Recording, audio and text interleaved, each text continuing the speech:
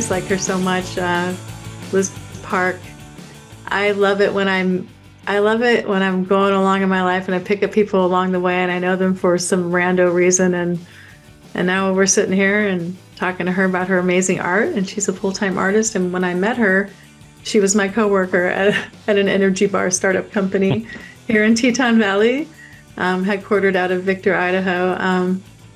And so, yeah, I think I remember her being a friend of a friend or whatever. But once we started working together, I kind of got hooked on her style, and her own voice as applied to what she's doing with contemporary kind of animal depictions and landscape depictions. And so, yeah, I've got a trucker hat with a Liz Park patch on it. I'm looking at a poster right now of a raven of Liz Park. Nice. So, yeah, Liz Park is peppered in my peripheral, so to speak. And getting her onto the podcast just seemed kind of just a natural thing to be asking somebody, especially her. I'm drawn to her playfulness.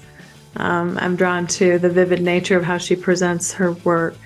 And she has embraced kind of the stark black and white stuff that doesn't have any color in it at all. And now she's back. She's come bringing color back into her life in a new medium, in a medium that, she's still experimenting with. She's not crazy adept with acrylic, but what she's doing with it is great. I mean, she could say she's not adept, but I'm looking at it and I'm like, you're doing pretty good. Yeah, she's doing all right. Yeah, the use of the background and color, or painting a fish or a shark and it looks like wood in the background. It's really cool. And I think it shows, I don't know, it's almost like it highlights the creature, because she speaks a little bit about how she doesn't draw every animal exactly how they are. She wants it to have the artist's hand. She wants you to see her interpretation of the animal. But then what happens is when the background is, say, a few planets in the background and a starry night, but it's a fish, it just enhances her style that much more, and her interpretation of that animal. It's really cool. Right. And I'm proud of her for picking herself up out of the Tetons and going all the way to the Pacific Northwest. And the reason for that a lot of the time, when I think about her art, is that it just makes me think, what's next for her? Because there is different light here, and she was looking at a whole different kind of, it's the big five in the Tetons, we call it. It's like wolf, elk, bear, moose. I'm missing one, I'm sure. Everybody can correct me. Yeah. But that's funny. It's true. It's like, yeah.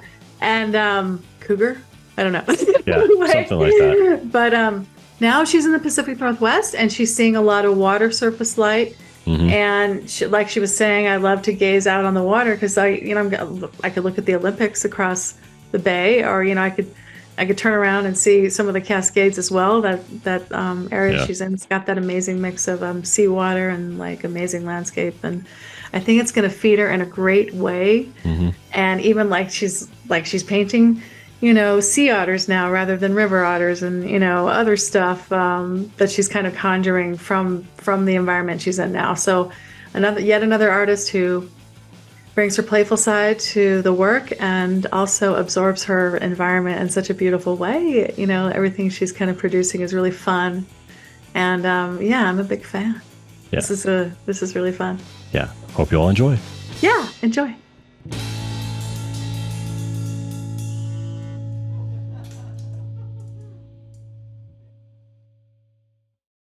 All right. Well, Vance Pretend welcomes artist Liz Park. And I understand, hi. You are sitting quite near Whatcom County in the state of Washington, which is where Bellingham, Washington is, but you're a little bit away, but close. Yes. Yeah. I'm down in the little town of Edison currently, and the Smith and Valley Gallery is there, which is what I consider is the best gallery in the Pacific Northwest. Lucky that I have shown there for a little bit. I just had a big show there for the month of April, and they are graciously letting me use their space because the little farmhouse that I live in does not have reliable Wi-Fi for video. But so I'm in actually Andrew Valley's studio space that he's currently using, and very gracious of him to let me do that. I feel very lucky that I've made the friends and connections out here after moving from Jackson back about 6 years ago now. So it's Yeah. taken a little while, but like to have the be able to do this is I'm really grateful. So yeah. Well, you have a lot to be proud of. And you and I have talked before about your jumping off point kind of into understanding medium versus surface, how you could integrate, both of those things into the presentation, how to find your voice in a place like Jackson Hole, which is just saturated with amazing, talented artists who are doing wildlife and landscape. And you've done both of those things. But let's talk about how Where we do you want met. to start? We got a lot. Let's talk about how we met. Yeah, we've known each other for a long time. I believe we met through granola bars. It's real food. Victor, Idaho. I think here's the thing. I think I knew you by sight around other stuff though, Oh, sweet. because of the art stuff. But yes, so Liz and I used to work for an energy bar startup here in the Tetons, and it was boot camp startup in a way. Yes. But delicious. Really good. And the brand story was the whole reason why Liz and I were there, because the founder really had like her niche, and now you can find those bars on Delta Airlines. Right? Yeah, she's crushing it, which is great. And I love the fact that me and Aaron Steiny used to go do, hey, it's going to snow. We're taking a powder morning. And she'd let us do that. Like, yeah, we'd have to work our butts off after, but we'd get to go up and ski. Well, he skied and I snowboarded for, a couple hours in the morning. And then, oh God, we got to get back. There's so much we got to do because there was only 7 of us working there. Right. But that is very much the Teton lifestyle work culture. Yeah. And I actually will never forget the time that Kate and I were having a meeting and she took me up Mud Lake Trail, which... Oh, yeah. Classic. Yeah. Right there. Right. Should require a hiking poles because I'm a sissy. But those rocks are not a joke. And like sometimes you're just walking. Anyway, blah, blah. I remember it fondly. Yes. I'm very sentimental about Mud Lake Trail, which is why I'm there all the time. Just kidding. Like, no. There was the other one that's up as you're going up Pine Creek Pass. That's Pole Canyon? Yeah, it's Pole Canyon. Oh, I love Pole Canyon. Pole Canyon's great because you get up there and it takes you maybe a hot 45 minutes to get up to the top, but then you've got an awesome view of the whole valley and the Grand and like the whole thing. Like, yeah, I'd go up there and I was like, I can be from my house to the trailhead in 5 minutes. Boom, boom, like just up there and just get in the woods. Yeah. So you've been in the woods a lot. Let's go there.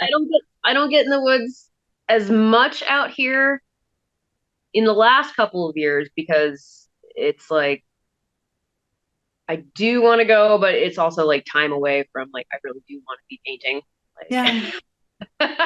Yeah. I've got fuel from years and years of being out in the woods and doing that it's fuel for probably many lifetimes, but yeah, I like being near the water here in Washington. Cause that was a new experience that it was only until I moved here that I was like, oh, that's neat. And the water here is neat because you're like, well, there's like salt water, but then there's mountains. So yay. Because when I grew up on the East Coast, it was like, you go to the beach and it's just, there's nothing to look at. Right. And that's me being like a mountain snob, I guess, because it's like, I think I lived in Savannah for 2 years and I went to the beach maybe once. And you're like, it's right there. You never went to the beach? No, just that was never my thing. But I'm trying to yeah, imagine what that looks like. I've been to beaches in North Carolina. There's a lot of people. but there's no mountains when you look out on No, like it's not. There's it's just a flat horizon line, which yeah, is that boring, horizon line, Liz. What a boring to bummer. me. What a bummer. I'm like, Um, oh, it'd so be neater if there was a giant mountain out there or an island or right, something. come on. But that place is Washington State, and I want to tell you that I lived in Bellingham in sixth, wait, seventh, eighth, and ninth grade. And I went to Seaholm High School as a freshman. I think it That's was crazy, dude. Yeah, right. you were the one that when I was moving out here, like, check out, there's a thing called Chuckanut Drive. Yeah, it's That pretty place. neat.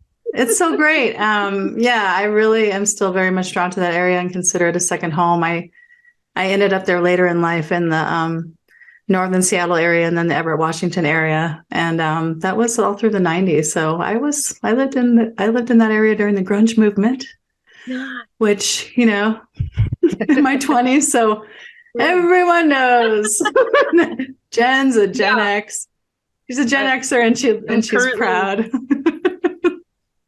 well, yeah, I'm currently about 25 minutes north of Everett. And Yeah, then like another 25 minutes for me to come here, to Edison. Um, you're in a but good I love spot. it. Yeah, it's been great. I was up in Bellingham for a few years when I first moved here from Teton Valley, and you know, divorce didn't work out. That's okay. That's life. But I realized I was like, I need to stay here in Washington. Like Mm, it feels right. yeah, And it's very different. And there's a lot of different, the art scene is very different. And it's been, I wouldn't say a struggle. I feel like I've been very lucky with, well, the advent of social media in the time that since I graduated art school, that right. there was no mention of social media in our professional practices classes or anything, and learning as it's grown how it works and how you can connect with people on a level that was only reserved for gallery spaces Hmm. originally, and to be able to connect and show people, I call it the little bits of my brain, when I post any like little short story of what I'm working on, or I'm like, ooh, I'm jazzed about this, like take a look at Right. this. It's that connection, the human Hmm. connection is what this is all about. Right. And truly, I mean, that's really based in the artist's hand. The artist's hand is the human connection, something that you firmly believe in. It goes way beyond social media, these I want to call it, what is it, that it's really still the handmade life, right? Being an artist and actually applying paint to canvas or surface. It's still very much an ancient practice, Liz. And Yeah. it's a slow thing to do because you want to invest the right amount of time and do it sensibly within your artistic voice. But I want to say maybe the word sensible isn't applicable in Liz's case for a lot of things. Well, there's nothing sensible about any of my journey No, or story. I really feel connected to Liz, not just because we're former coworkers, but because I think we both have kind of a sense of intuition that we follow. And it's not just about creativity, but, in private life and where you should be, even geographically in a way, and leaning into those things. And that does require embracing a sense of play and risk. My entire life has been nothing but a sense of play and risk, man. So, uh, Yes, yeah, yes. I mean, yeah, I feel it, with especially any of my moves. And I mean, I grew up in Pennsylvania, went to school in Colorado for a couple years, then moved to Savannah. to go to art school and then moved to Jackson, Wyoming. And for any, on paper, anybody's going, why? But every Right. single thing was just like me going, this is what I need to do. And Yeah. this is how I need to go. And every single thing just, it makes sense a little bit more now, like, especially as I'm producing more Yeah. art and when I can talk about it. But, as you and I have talked before, it's like, how much time do you have? How do you end up in Washington? Like, ooh, just sit Well, let down me for a go minute. back It's a to weird, wild story, let me tell you. early 2007. I don't know. It's like everything is connected and embracing, one thing after another in order to gain more knowledge of self and of craft and of creativity and to bring it in, and I was raised as a military brat. And um, when you're in it as a kid, you don't know anything different. And it's great because, well, it's bittersweet because you get to meet new friends every 3 years. Yeah. But you can't go, and a lot of times you can't go back to anywhere because there's no root kind of Home is a weird concept. location. Yeah. Yeah. And even my own high school where I graduated from, it has is sitting on a deactivated Air Force base in Spain. So, the buildings falling down and all this stuff. Yep. So as you get older, you look back and you're like, wow, what?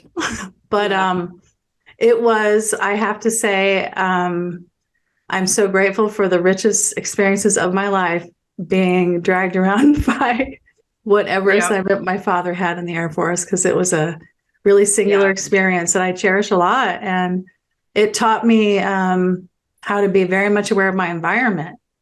And you're always bringing in new things into your life. And that keeps you alive and makes you feel young all the time.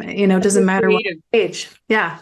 It's your creative fuel, because it really, even for me, if I'm feeling like stuck or just don't want to do anything, I'm like, go take a drive. And like, so many of my ideas for things that I want to do come when I'm either taking a drive or just, getting back and forth to like just things I need to do. Like, and just putting new things in your eyeballs. And I'm like, wow, I got a lot of new things in my eyeballs. Like, and I feel very lucky. Liz is talking about how she likes to go for a drive, but really she's seen so much peripheral moving from a saddle. My friend Liz Park is a horse wrangler. Friends, this is who she is. Yeah. I don't know if you're never going to get away from it, especially after you told me the story where you were used to English saddle, and when you got your first wrangler job, you had to ride Western saddle, and you'd only done it for maybe half an hour of your entire experience on horseback, which we can talk about in a second. Up to that point.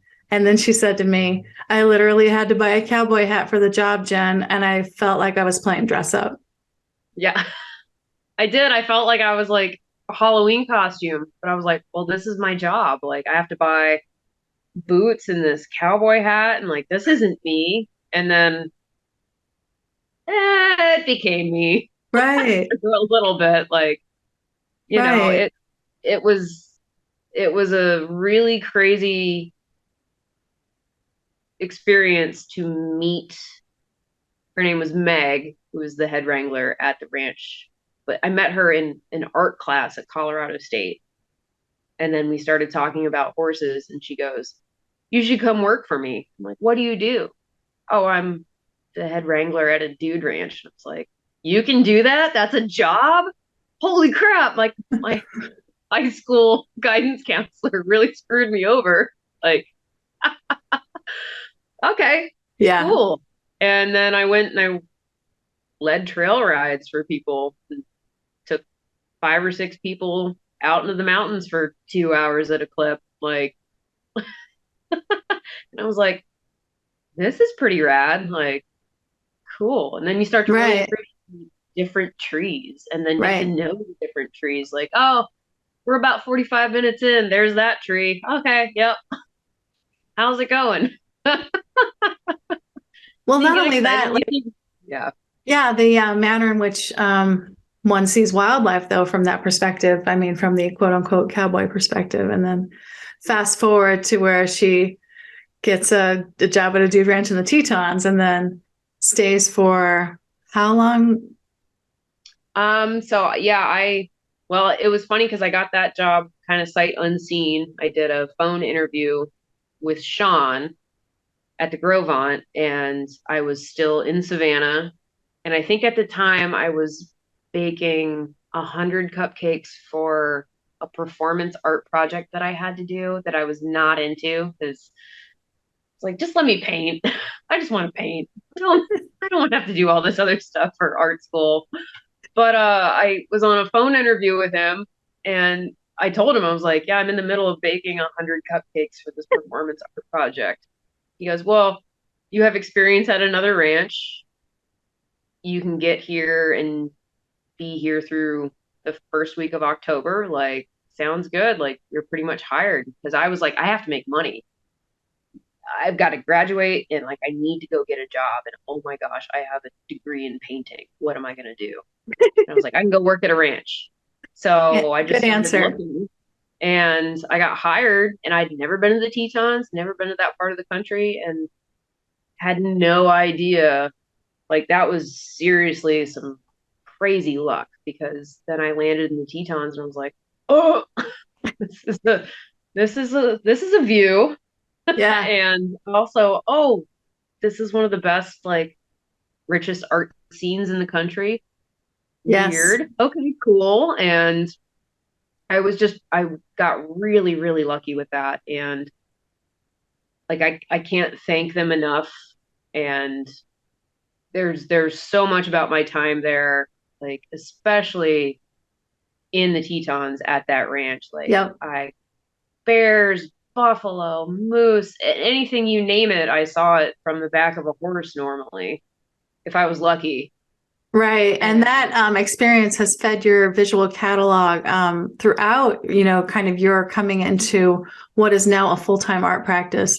Liz creates wildlife art that is kind of taken from a contemporary angle and uses, mixed media in a way that I find compelling, especially the stuff you do on wood panel. But you're going back to canvas now, and that is something that you mostly did in art school.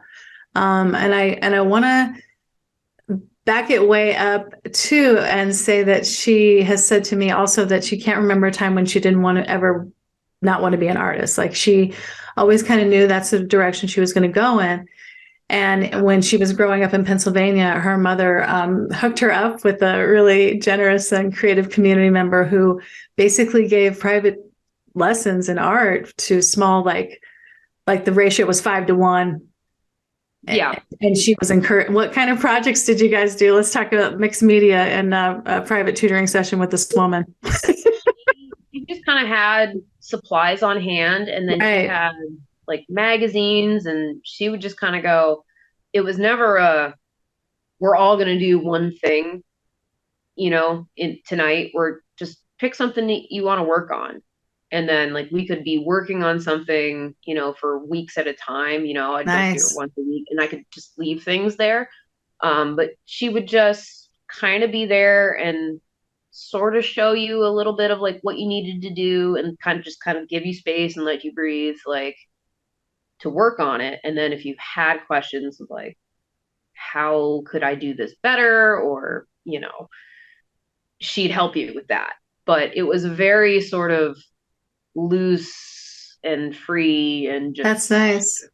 yeah. And that's kind of where I was, obsessive in the art classes in school, and growing up where I grew up, I had actually a really great art program in high school and like really great teachers. And they basically let me just camp out in the Nice. art Great. room, you know.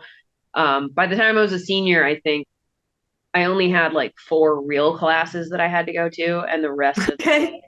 like I was in the art room and they were okay with it. It's like, all right, cool.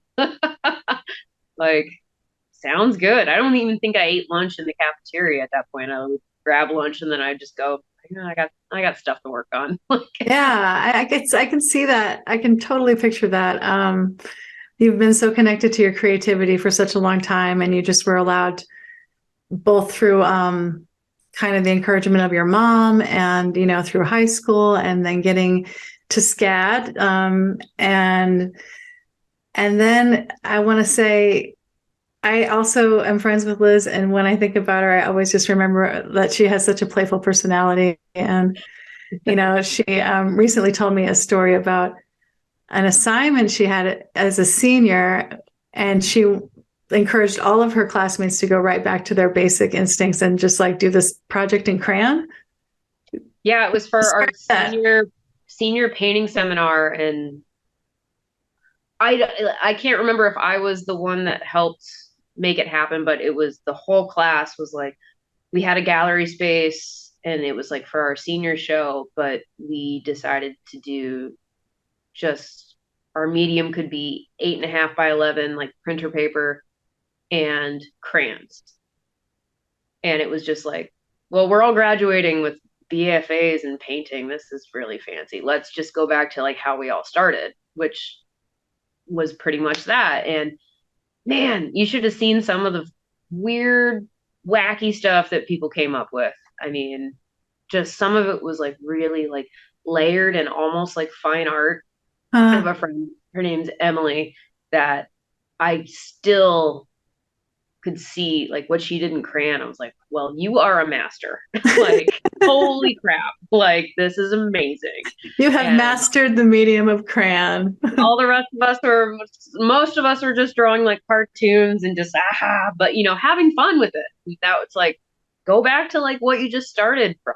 Like, yeah, just make for the sake of making. You don't have to monetize it. Like, yeah, I couldn't agree with you more on that point. And we often do come around to that here on these podcast episodes, that creating for the sense of making something that it doesn't have to make sense. Do it because it makes you feel good. Anything from gardening to knitting to, and then the other thing you said about, you said driving inspires you, but you also like to say, go touch some grass, which also keeps coming up. And as a theme here is like, nature is important. Yeah. Go outside, take your shoes off. Yeah. Throw your phone in a freaking ditch. Like, if you can, like, ideally, I was actually thinking, I was like, I just need to go get a flip phone and just stop. Like, how much time I could reclaim in the day, and I could use that time to make more art, which would be great. Like, right. I actually I was trying to conceive in my head how cool it would be if we could bring back the rotary phone and like hook it up to cellular, because I want to do this. I want to pick it up, Liz, and I want to be able to slam down the phone. Oh, it's so satisfying. I mean, it's like the flip phone too, being able to just smack it shut. Yeah. Done with you. Aha.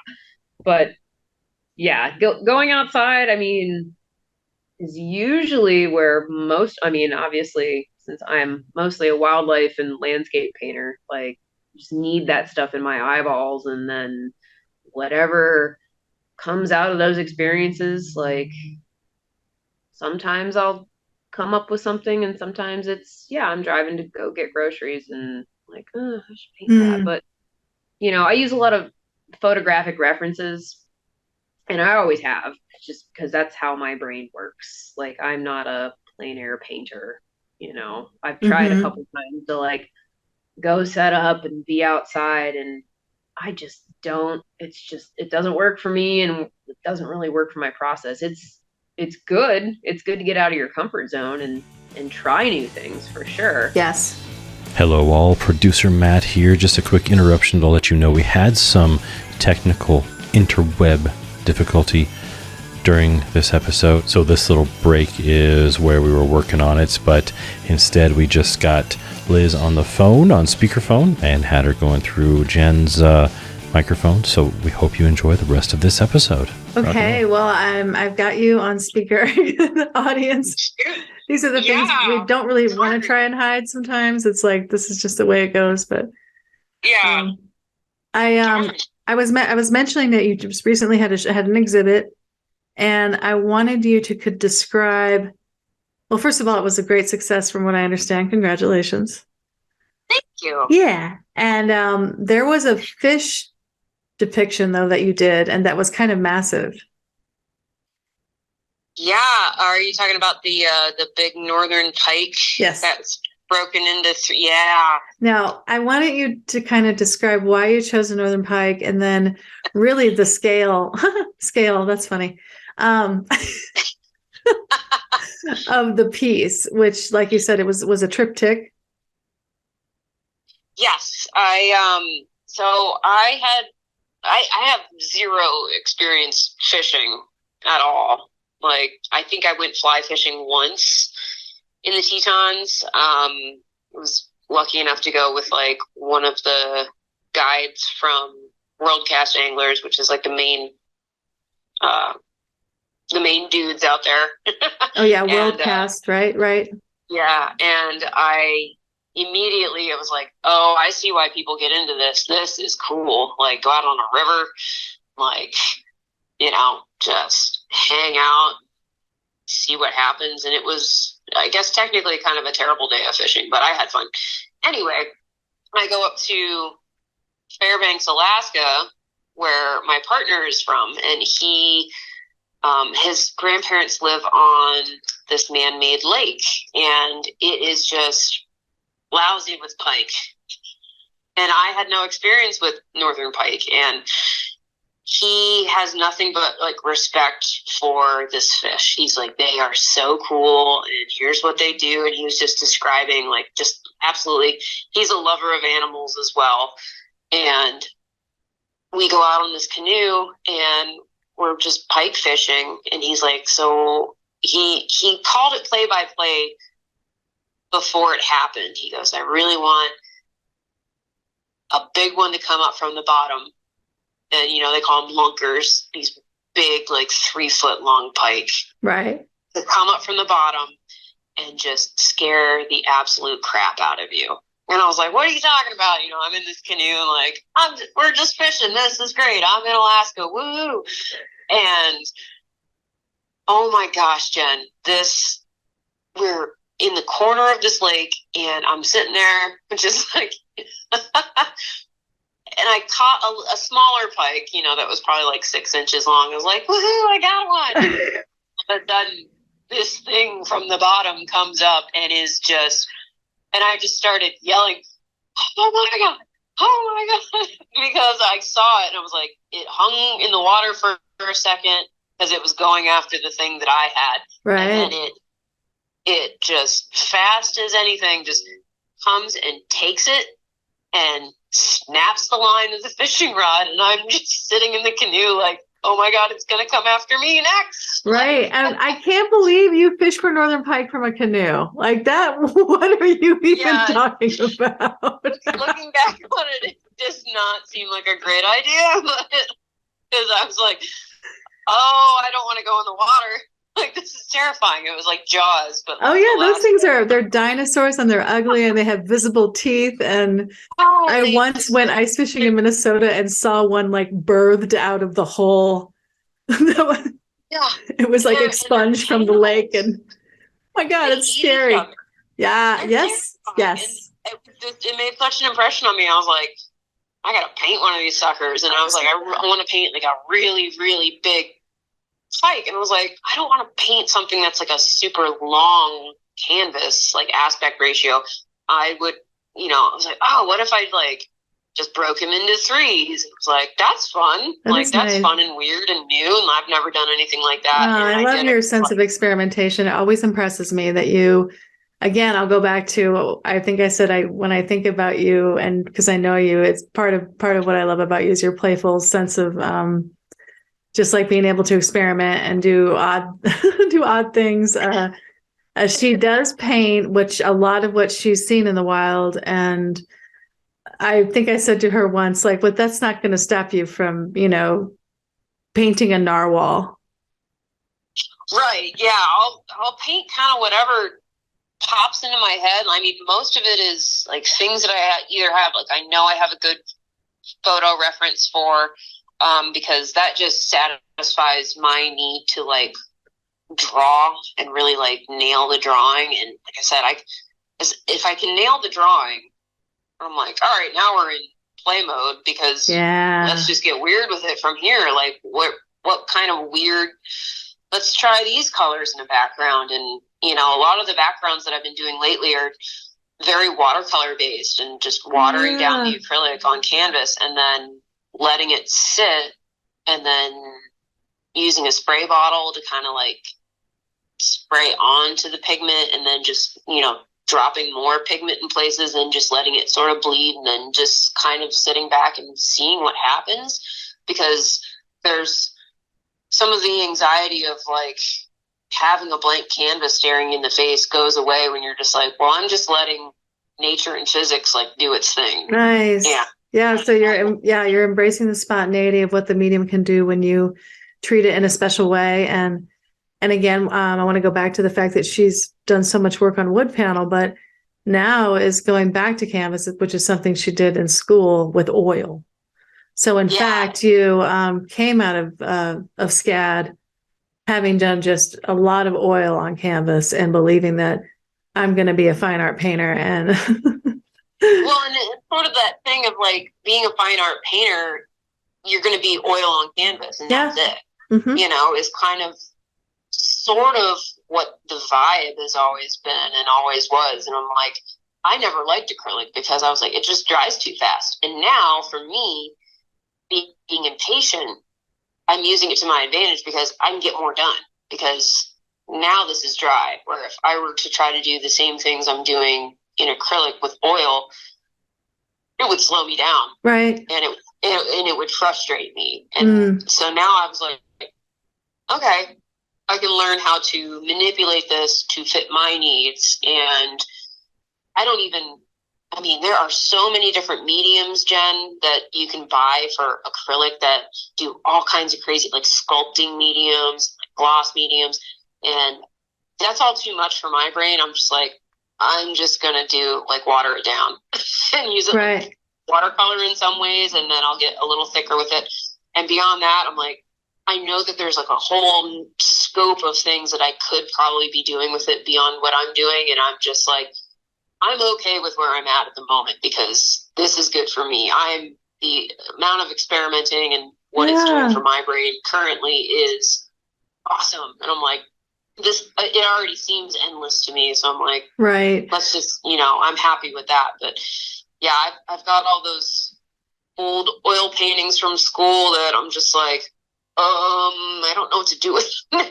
But, because you can't paint acrylic over oil in theory. Or I could just, say, hey, screw, whatever archival norms are out there and just, paint over it, which I don't know, there's something. Yeah, you just never know what you might be able to do with some of your old work, or at least just kind of take a look at it.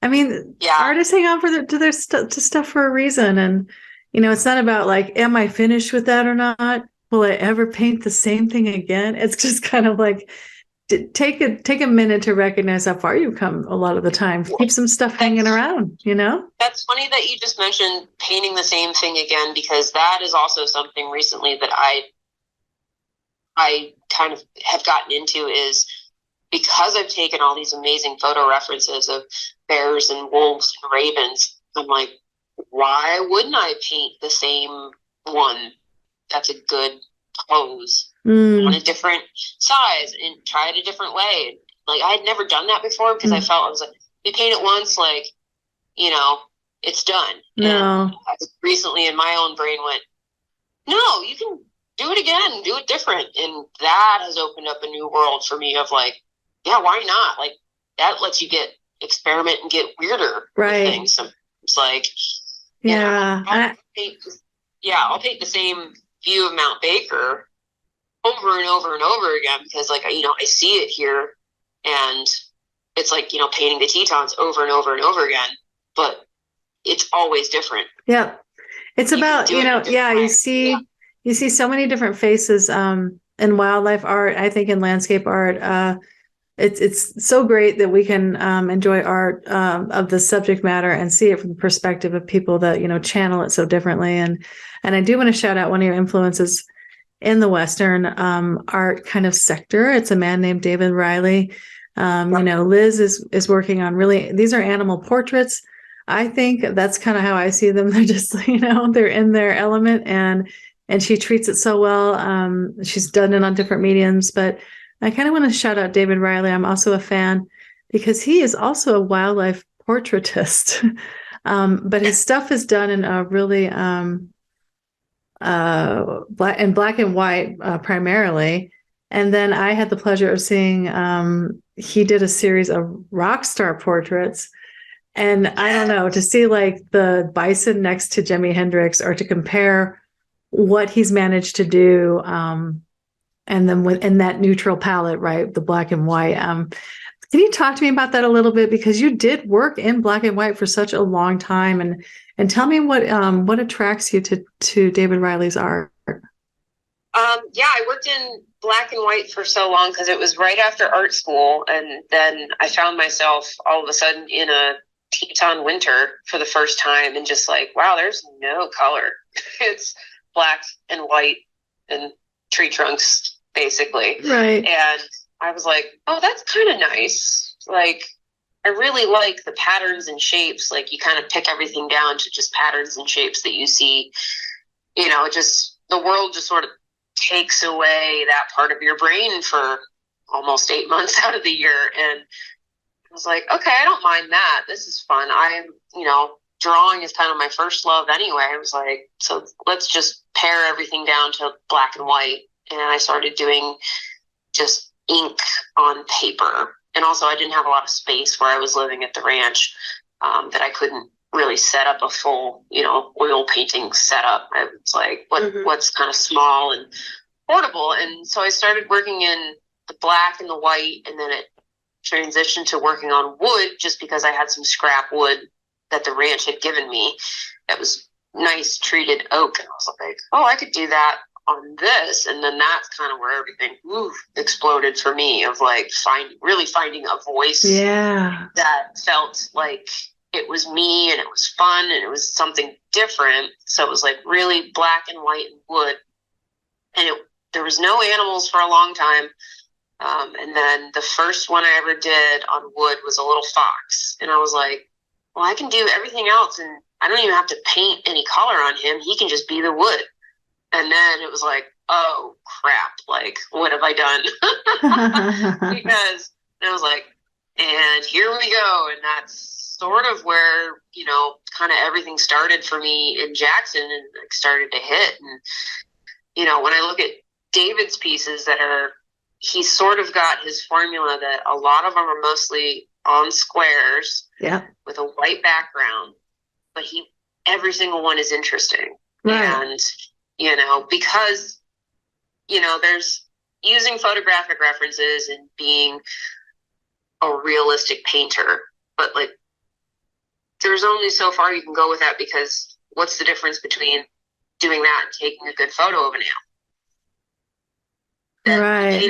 The painter's hand is like what you want to see. Yes. You want to see it be manipulated in a way that you haven't seen before. And like David definitely does that, because his drips that he does it's just so satisfying, because again, you're looking at just nature and physics doing its thing, right, and being interesting. Like you could, as an artist, do that by hand, but it's way more fun to just kind of roll the dice and be like, well, I'm going to let some drips go here. Yeah, let the medium and the surface aid you. Yeah, and it just kind of shows. And there's a bit of like, oh God, you got to like let go of control, which is right. Also yes. what so much of this is about, is like having so much control, because you're basically birthing something from nothing.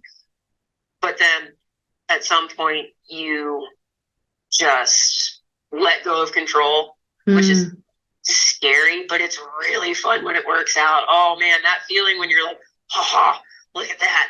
That's cool. yeah, and you're like, I sort of did that, but actually it's just the, capillary, of Right. water. It's sucking the pigment here. Like, it all makes sense on a, basic physics level. But, Right. I did that. Right. But you still have to, you still have to allow it to happen. Like, yes. Right. And kind of be present and understanding that it may just take care of itself if you just let it go and just kind of hands off. And yes. Yeah, I want to, you got to do a little bit of the, all right, let's, definitely. And see what happens. Right. That sense of trying to apply control to the creative process, it does its diligence to a certain degree when you're trying to develop skill set.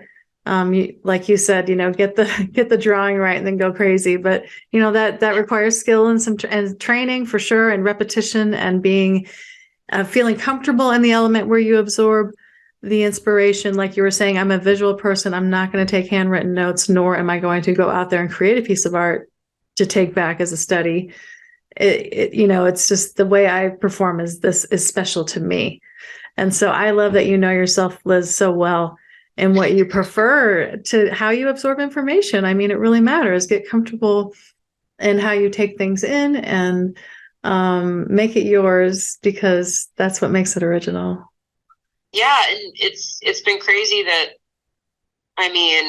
I'll be 40 this year, and I'm just like, oh, I'm so excited about the pieces of art that I haven't created yet. Yeah, wow, and, what a great! Oh my gosh, I'm so excited! Like, I don't know what they're going to look like. I don't know what they're going to be, but I'm like taking all this stuff that I've done and like learned already. And like, cause yes, there are virtuosos out there that are, 16, 17 years old that are doing amazing pieces of work. Yes.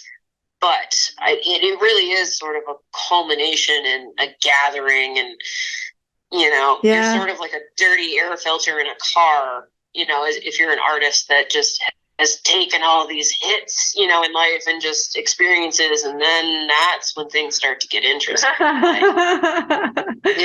you're like, oh, I know what to do here. Like, right. my whole new thing too has been like, gotta add burnt umber to everything. Oh, right.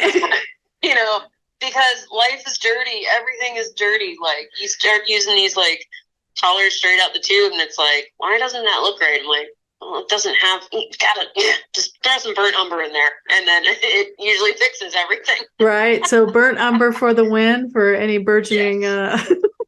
Yes, burnt umber into everything. Unless you're doing white highlights at the very end, but just mix it into every single color. That's great input. All right. I think I'm going to end it there, because I love let's wrap it up on, I can't wait to see what I make next. And that's such a hopeful message. Investing that kind of excitement and enthusiasm into your own work is, it actually is a gift, because, you got to be your own best friend when you're creating, and keep giving yourself those pep talks. And I just love that about you, Liz. Thanks for coming on. I love this. Oh, it's so fun. Oh, thank you, Jen. I'm so glad that I get to do this. This is the first time I ever like really talked at length about, my crazy brain and, how I make work, and, I have so much more to say. And if anybody ever wants to chat with me, I love talking about other people's art. I think, I could go on for hours and hours about artwork that I love from other people, and that's always materials fun. And it's just it really is just like it is me. Like, there's never been a separation of me and art. It is me. It's so integrated. Yeah, it's so integrated into you, and how you're absorbing life, and from one wanderer to another, Liz. Like, this has really been great. Thanks, Jen. I appreciate you. So we need to do Zoom cocktails soon, and I think we already done Zoom phone call wine recently. I didn't really realize it was happening, but oh no. Well, you need to come out and eat oysters. Oh, right, yes. Drive up Chuckanut Drive and go to Taylor Shellfish. That is a goal we're both trying to meet with each other. So yes, next time hopefully I'll come to you. You'll hate me if I tell you that it's only literally like 7 minutes up the road from where I'm at right now. The jealousy in my in your soul. My food loving gut. Yeah, exactly. Oh, man. Well, Thanks, Jenn. lady.